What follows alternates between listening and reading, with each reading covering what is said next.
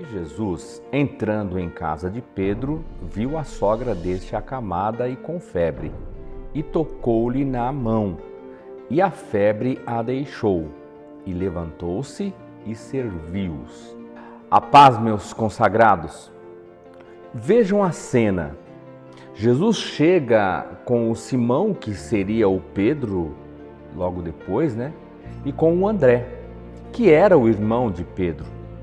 Juntos estão também o Tiago e o João. E quem está na casa? A sogra de Pedro.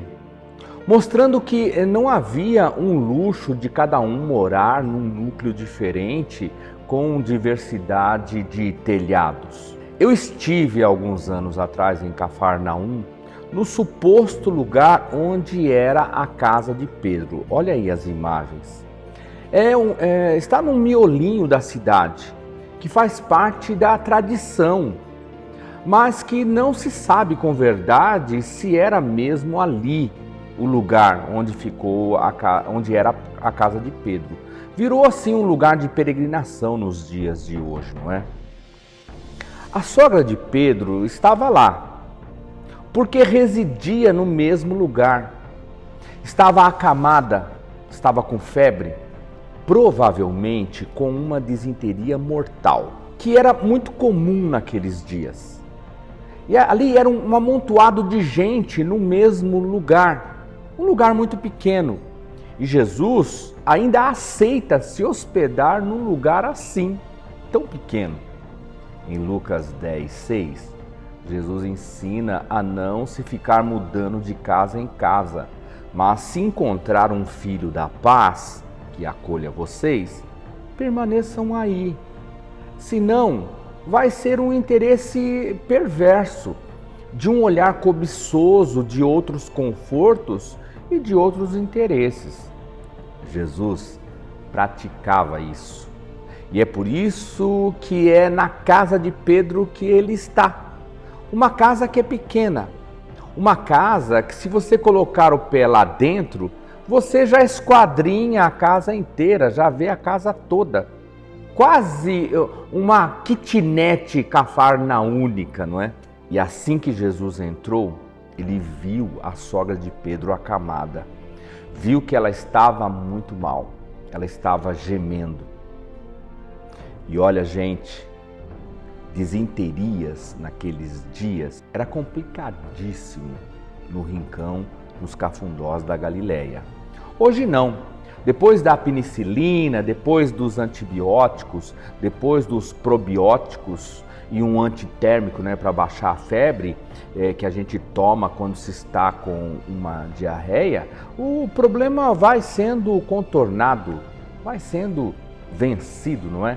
Agora, se pensarmos na categoria dos nossos dias, essa cura de Jesus parece assim uma cura de só menos. Nossa, uma disenteria, uma febre, isso é coisa simples, isso passa até com o tempo.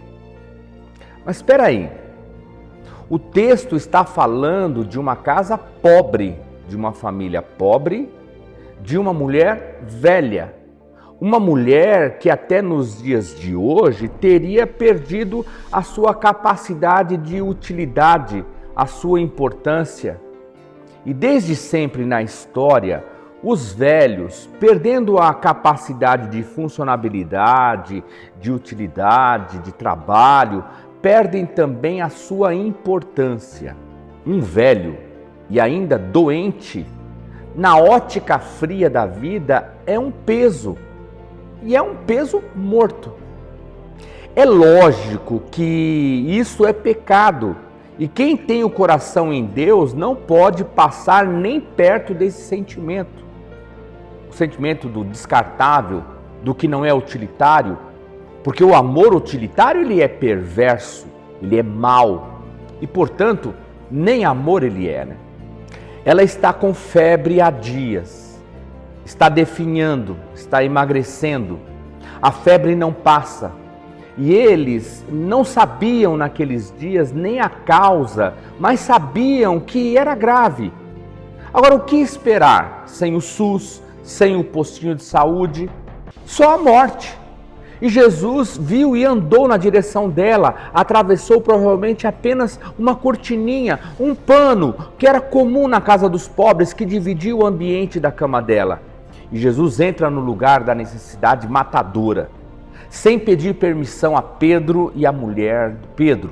Jesus viu o calor naquele corpo, que definhava, que se esvaía, que se liquefazendo estava. Um ser humano dispensável para muita gente, que já tinha dado o que podia, agora só era um estorvo, era um peso. Sem aposentadoria, sem fundo de garantia, sem INSS, sem pensão alguma para receber, sem Bolsa Família, com prazo de validade funcional e utilitário vencido. E Jesus viu a condição moribunda daquele ser humano idoso, dispensável, que já tinha ajudado muita gente, mas que agora, pela idade, pela doença, pelo sexo, perdia também todo o seu valor, todo o seu significado e toda a sua importância. E Jesus vai ali emprestar a ela o mesmo valor que ele dá para os adolescentes, para as pessoas jovens, para pessoas fortes, para pessoas poderosas e ricas. É Jesus, Deus, tratando todos, sem acepção de pessoas, sem julgamento de valores. Diz o texto que ele a tomou pela mão. Ele pega nela e novamente ele mete a mão no lugar da necessidade. É lindo, porque diz que ele pega e a febre sai. Jesus não fica apenas no amai os seus inimigos e orai pelos que vos perseguem, numa teoria frívola. Ele coloca a mão no problema, ele se envolve com o problema, ele mete a mão no pus do leproso e agora ele coloca a mão na idosa inútil numa cama. Ele dá importância àquilo que aos poucos desimportava. É o sermão do monte vívido, na prática, na efetividade de vida.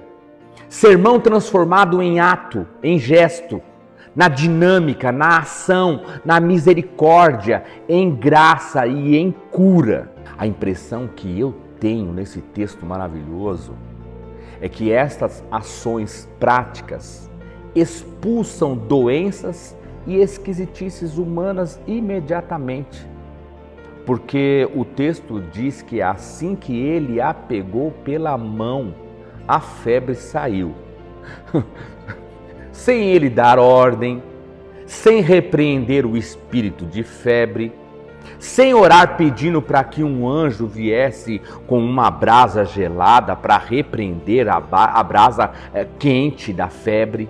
O espanto desse relato aqui é que está dito que ela se levantou e passou a servi-los. O normal para uma situação dessas está se sentindo bem? Então fica aí quietinha, descansando, se recuperando nas suas forças.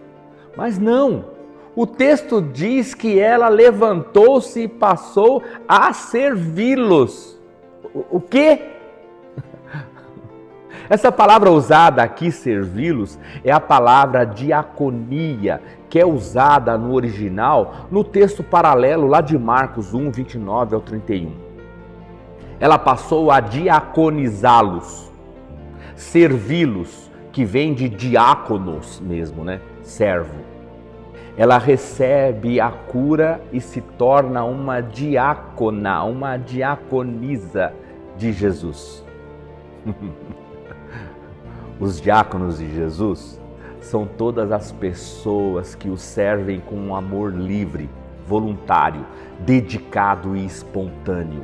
É gente que trata a vida assim, com diaconia, com garçonalidade, como servente, gente que traz o pão, a água, gente que facilita, gente que faz ficar confortável, agradável a vida.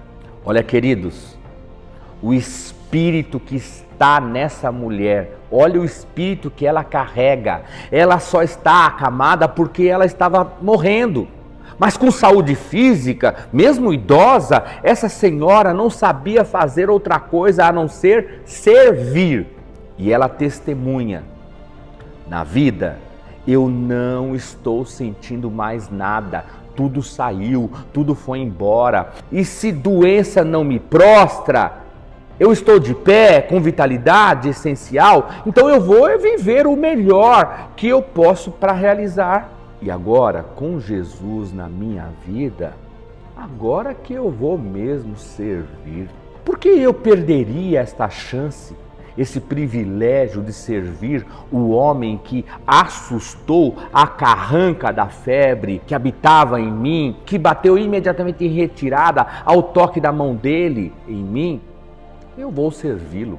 Olha, queridos, é estranhamente feio e perverso uma alma que se diz curada por Jesus, uma pessoa que experimentou a saúde de gente que sabe aquilo que está escrito, que Ele levou sobre si as nossas enfermidades e todas as nossas dores, e não tem disposição para servi-lo, para servir as pessoas, para serem diáconos da vida, e decidem miseravelmente por uma vida ensimesmada, cheia de reclamações, como se o mundo todo devesse alguma coisa para elas. Pessoas resmungonas, curadamente fora da cama, mas com preguiça na alma, com desprezo pelas oportunidades de servir, de se dar em benefício de outros. De alguma forma, queridos, só não serve quem doente está. Deus os abençoe.